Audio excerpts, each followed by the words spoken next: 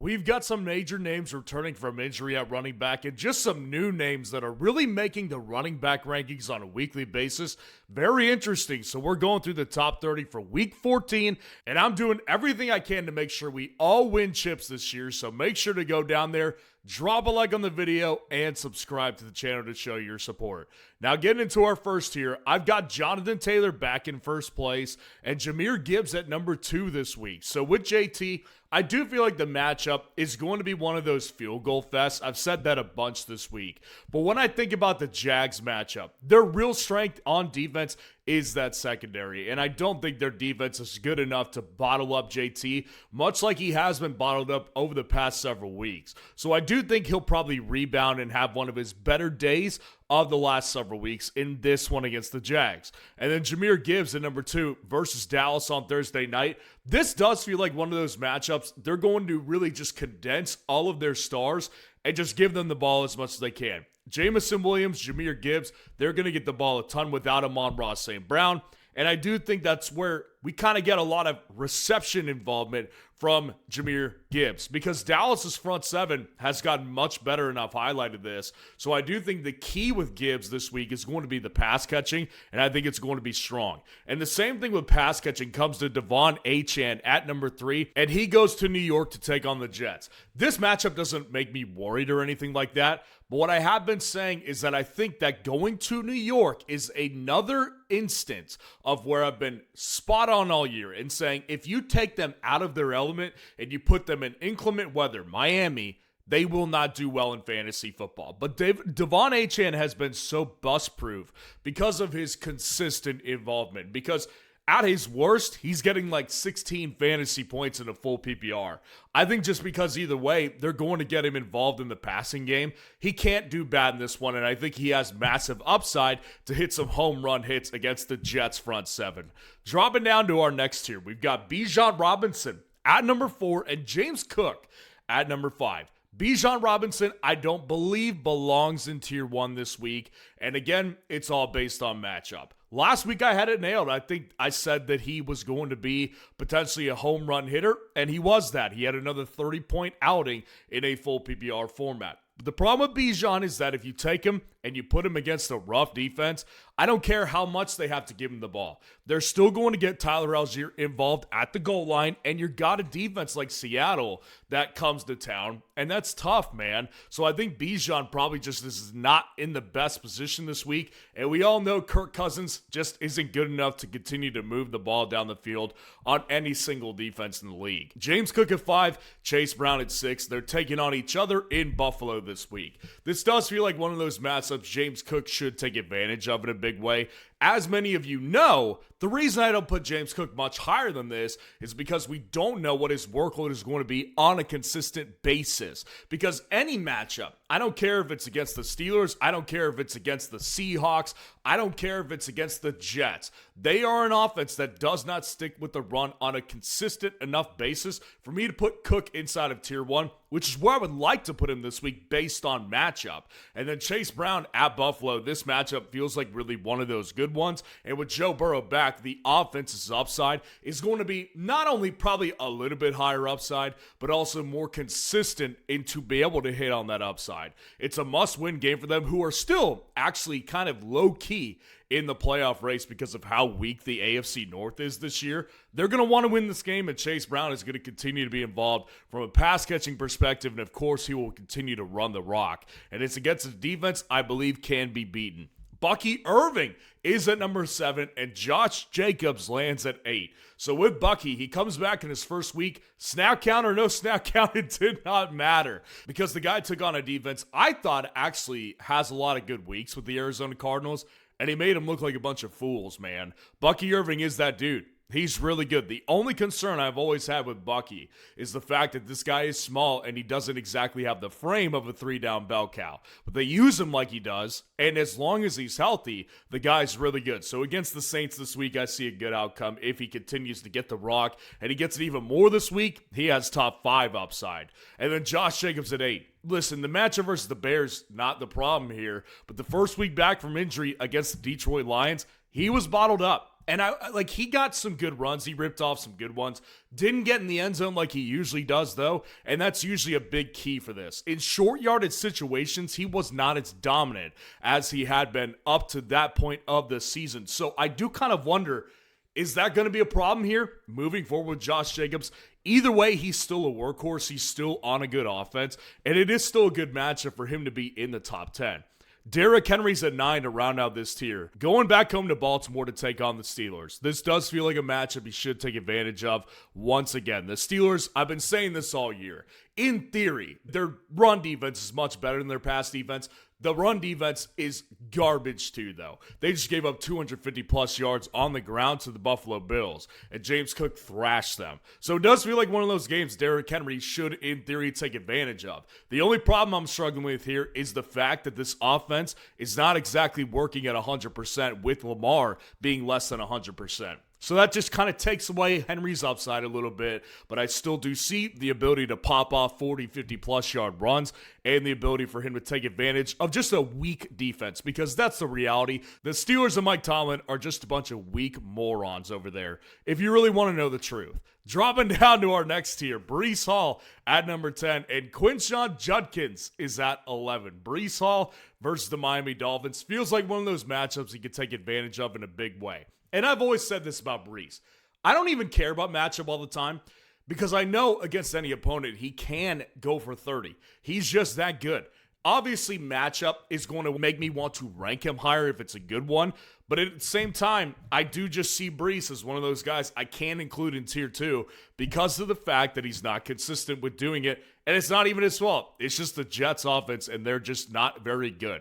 I will say this with Tyrod Taylor, there's more opportunities to check it down to him. And I do think he has had some rushing lanes open up for him as well. And I do think the matchup is really good once again. Quinshon Judkins versus the Tennessee Titans. This also feels like a really good matchup that he could take advantage of too. And they've been giving him the rock. Like, that's not the problem here. The problem ultimately is that the Cleveland Browns have it in them to score on a very consistent basis. And with Shedeur Sanders, it's like, you just really haven't seen that much of a difference in the offense. I think he's better than Dillon Gabriel, but at the end of the day, they're still not putting up that many points. Against the Titans, I liked the opportunity last week against the 49ers, and it didn't really hit that well. I mean, Quinshon Judkins kind of is what he is. Similar to Breece, but I think Breece is just a better player and a more explosive player that can break off bigger plays than Quinshon Judkins can. Javonte Williams at number 12, going to Detroit to take on the Lions.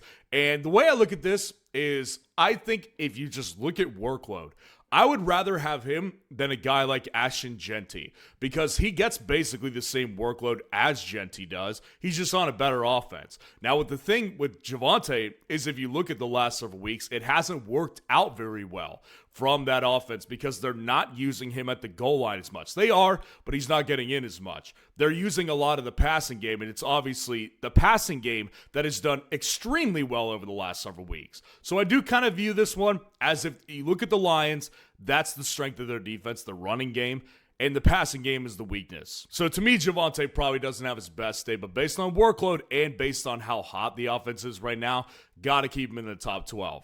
RJ Harvey at 13 and Kyren Williams is at 14. I'm going to be very curious to post this one as a poll on fsroundup.com.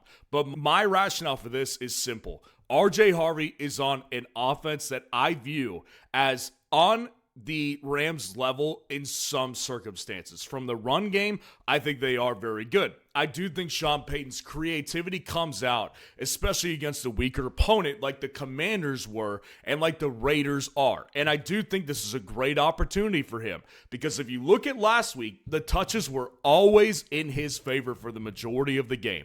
I don't care if it was first quarter, second, third, or fourth. He was getting the ball the most out of that backfield, and I kind of expect that to continue. So at this point, I would rather take RJ and his upside over Kyren's because Kyren is on the other end of the spectrum. Blake Corum has been involved all year, and he's actually starting to get more involved at the goal line, taking away stuff from Kyren Williams. Now, I do still think Kyren is on a better offense. If I had to pick between Los Angeles and Denver's, I think his is better.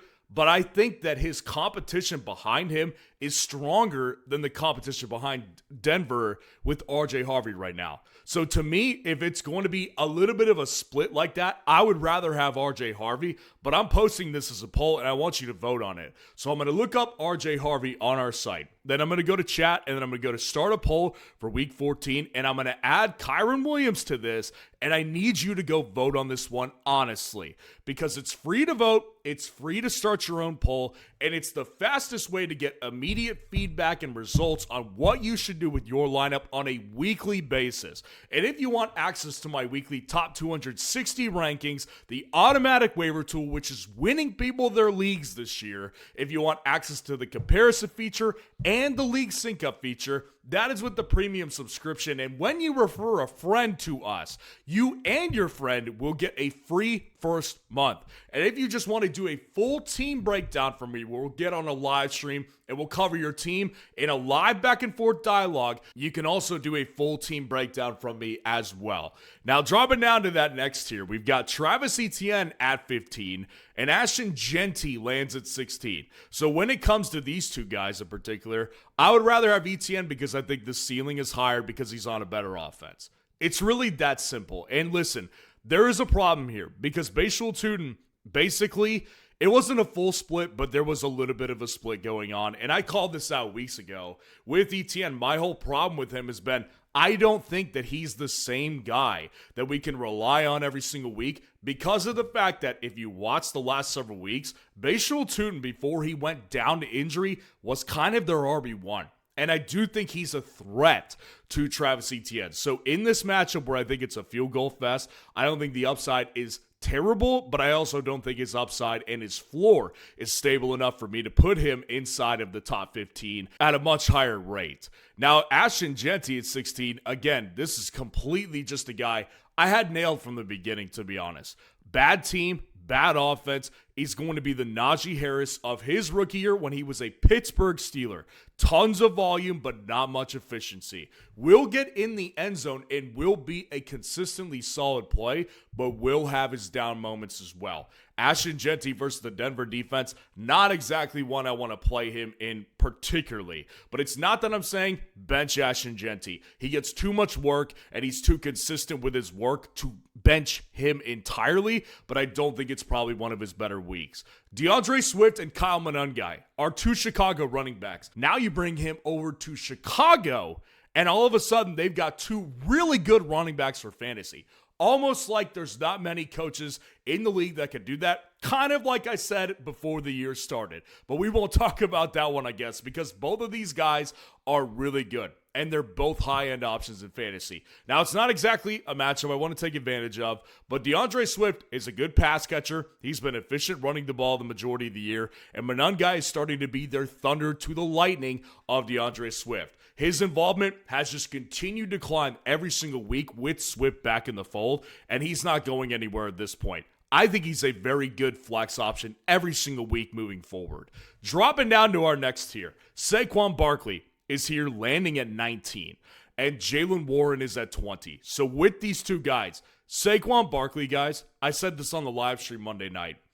When you give a running back 350 plus touches, the following year is when he's not the same player. And that's exactly what we've seen from Saquon. Now, is it the offensive line? I think it has something to do with it, particularly when you miss Lane Johnson at right tackle. It matters a lot. It just does. But is it also because Saquon's not the same guy? I think there's an argument to that too. Because the break-off, big runs, that can happen behind a bad offensive line too.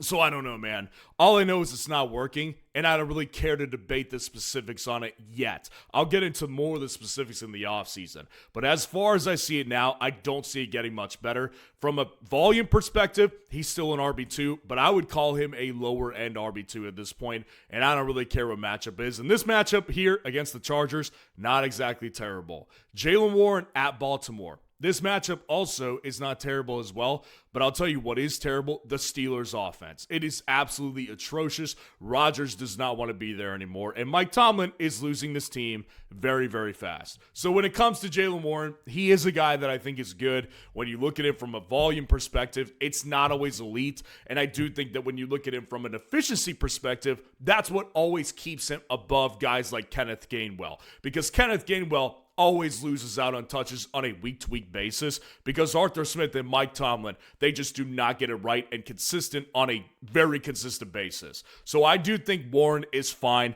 but I'm not going to sit here and act like I'm super excited to play the guy.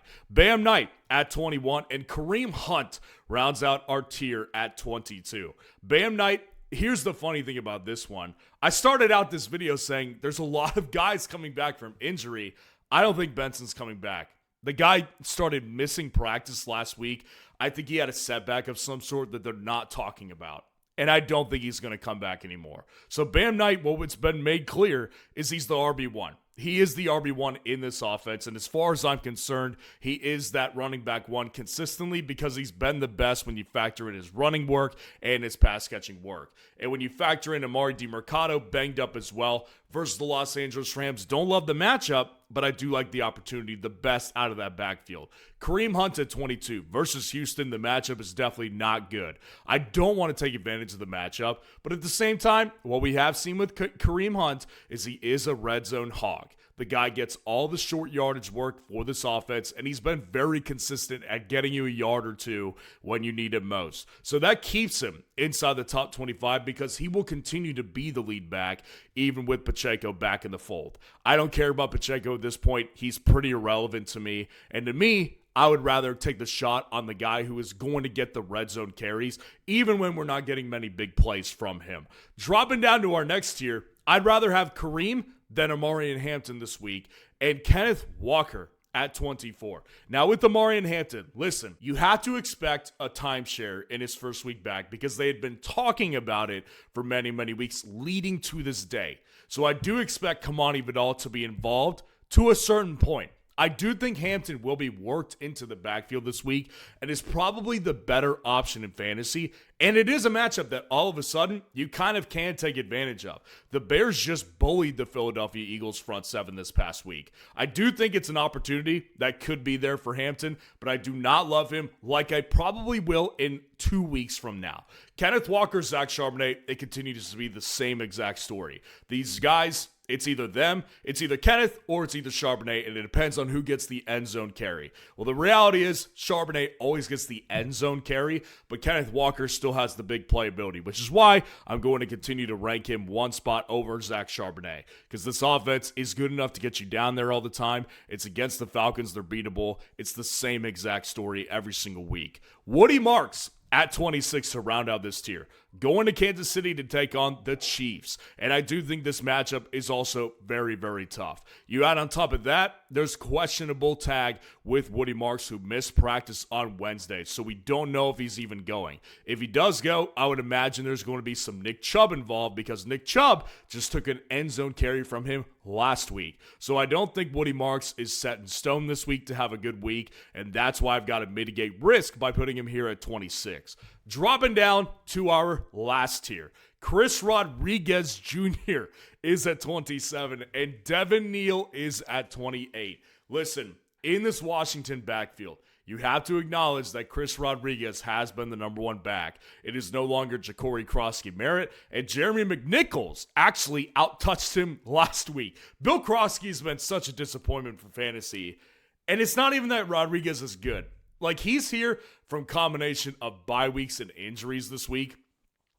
I don't know, man. I mean, I do think that this matchup is fine. He's going to Minnesota, and like I always say, that damn breaks when you can't put up points offensively. So Chris Rodriguez, I'm sure, probably gets an end zone look in this one. And whether it's Marcus Mariota or whether it's Jaden Daniels, I do still think he has pretty equal amount of upside with both quarterbacks.